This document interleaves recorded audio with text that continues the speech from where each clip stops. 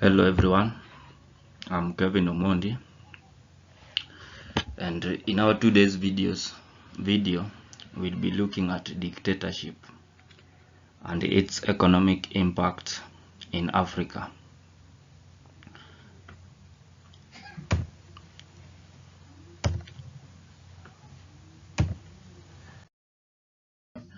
And now we'll start by defining what dictatorship is. Dictatorship is a type of governance where one person or a small group has a complete control of a country. And these are some of the things that happens in a country that practice it.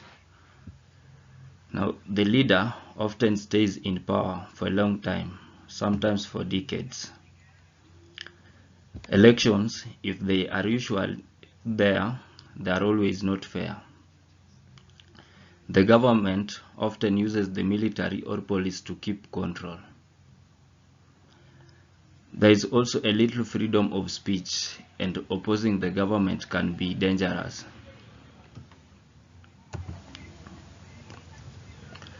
There are some of the reasons why Africans have many dictatorships, and one of these reasons is because of political instability. This is weak institutions and power struggles. We also have ethnic and tribal conflicts, where divisions are created or worsened by colonial rules. Military coups. This is where armed forces often lose control to restore order, but many leaders are stayed as dictators. We have some of the features of African dictatorships. One of them is centralized power, and this is where the leader makes all major decisions often without consulting others, because he's the one with power and does things on his own. We have use of force. The military and the police are used to silence opposition. The other one is corruption, is where government officials often steal money and resources for themselves. They do not work for the citizens, but benefits themselves. Limited freedoms. Here is where people had no say. They couldn't talk even if there was a bad thing happening to them. Bad leadership.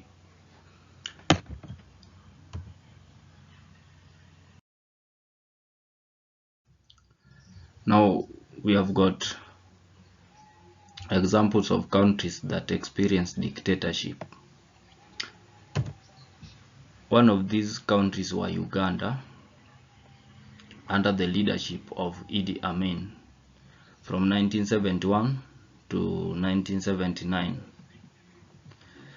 Now, Idi Amin took power from a military coup, and after receiving the power, he expelled around 80,000 Asians who own many businesses. He also gave the businesses of the Asians to Ugandans who lacked business skills.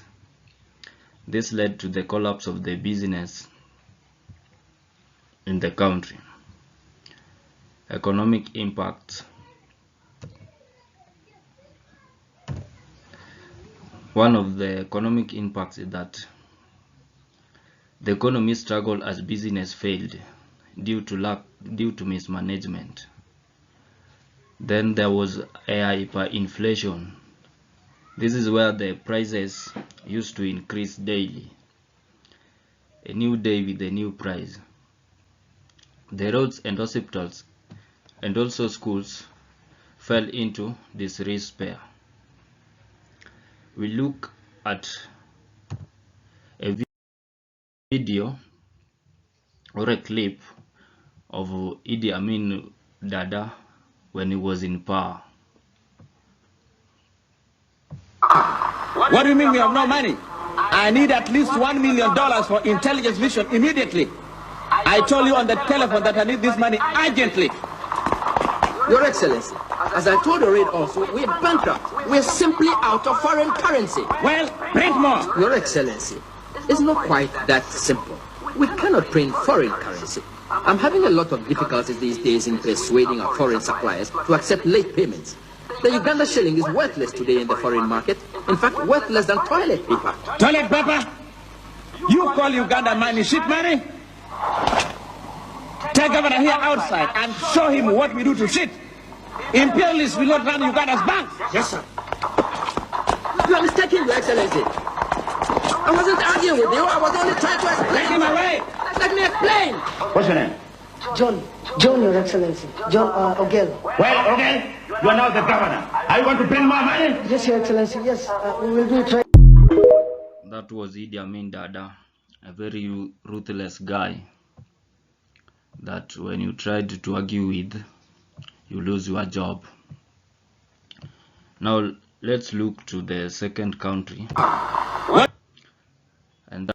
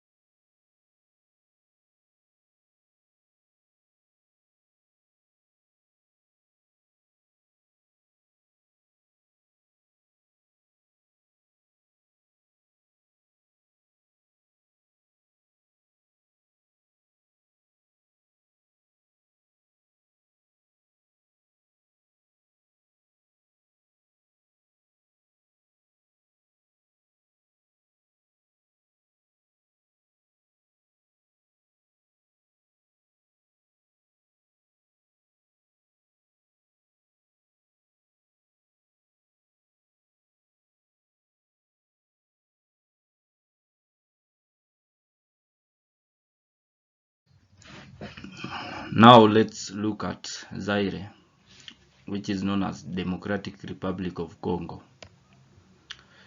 And the leader was Mobutu Sese Seko, who led from 1965 to 1997. Mobutu led a coup and ruled for over 30 years. He took over the businesses from foreigners and gave them to untrained locals. Mobutu also used government money for personal wealth, becoming extremely rich while most people remained poor. Here are some economic impacts. One is corruption that spread all over the country. The other one is public service like education and healthcare that became very poor.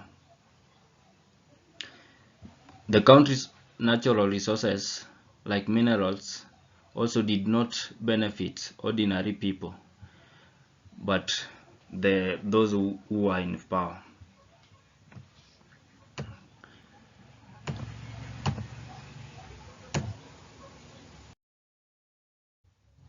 The other country we'll look at is Zimbabwe, which was led by Robert Mugabe from the year 1980 to 2017. Mugabe became the first leader of independent Zimbabwe and was initially popular. He introduced a land reform program that took farms from white owners and gave them to black Zimbabweans.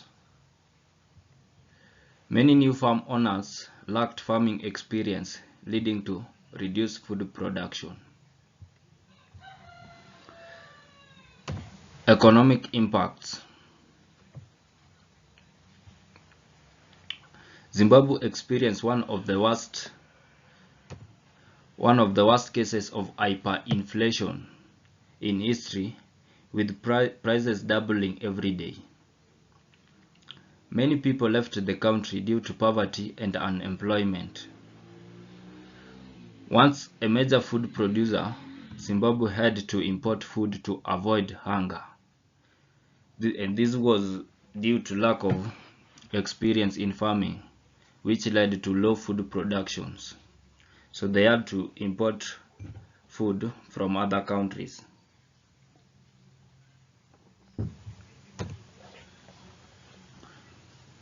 The country transitioned from being a regional breadbasket to an economic crisis zone.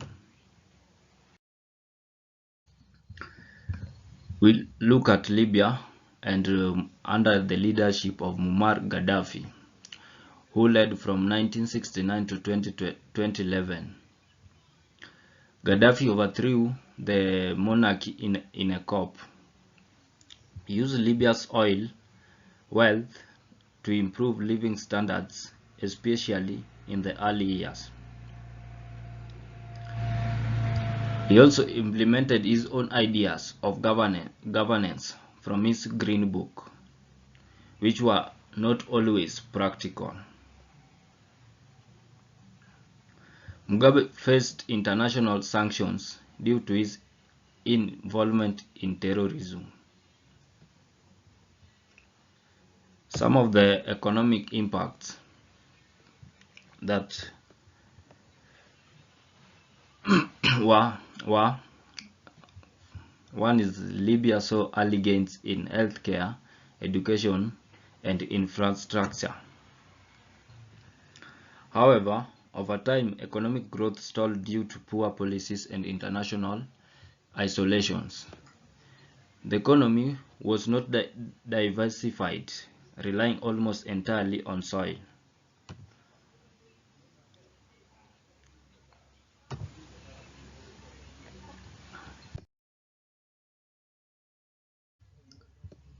The other country is Equatorial Guinea, under the leadership of Obiang Nguema Mbasongo, who seized power in a violent coup against his uncle.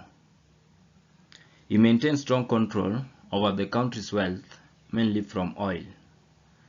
Wealth is concentrated among his family and close associates. Economic impacts were Equatorial Guinea had a high income per person due to oil, but most people remained poor. Public services like schools and hospitals are underdeveloped. Corruption was high and political freedoms were limited. It was only the ruling party that had power and had all the say.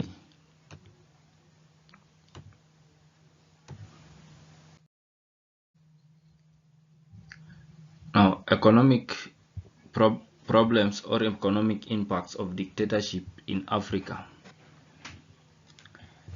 We have the positive one and the negative ones. Now, first is corruption.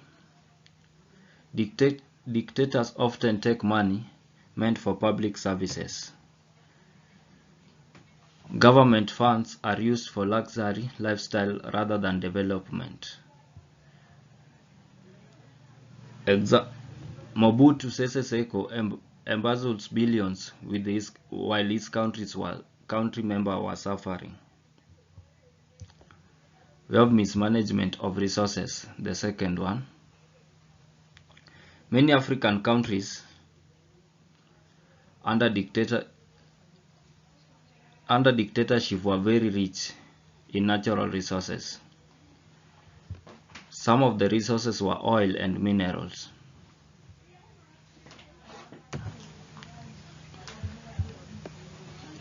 Under dictatorship, these resources often benefit only the elites, those who are in power, while the others were not.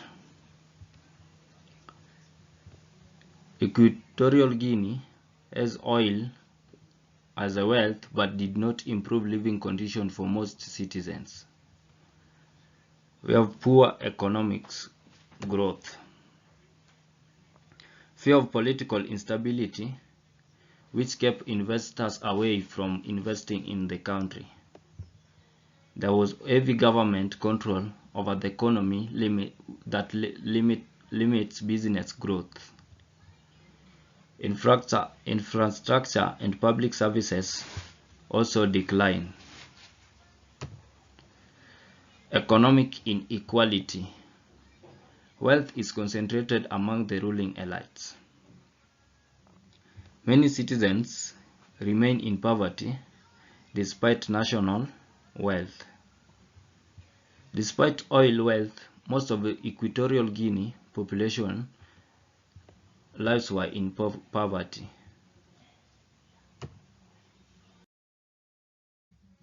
The positive impact was that some dictatorships like Rwanda under Paul Kagame had shown economic growth and development.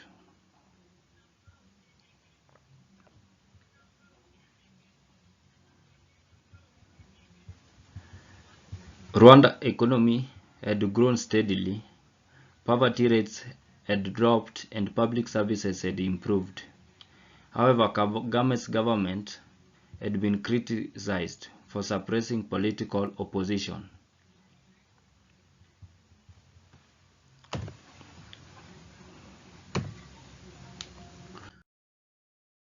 Conclusion.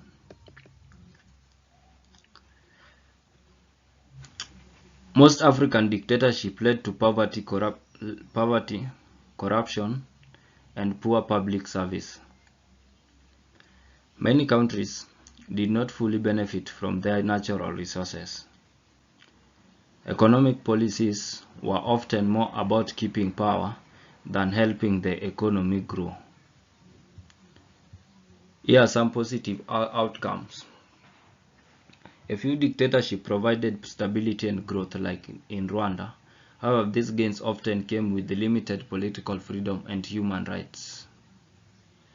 Good governance is crucial for economic growth. Stable and fair leadership helps countries make the most of their resources.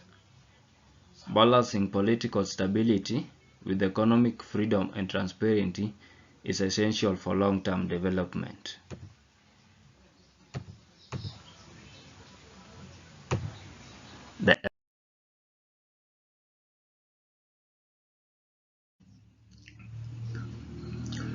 That's the end of our topic, and thank you for your time.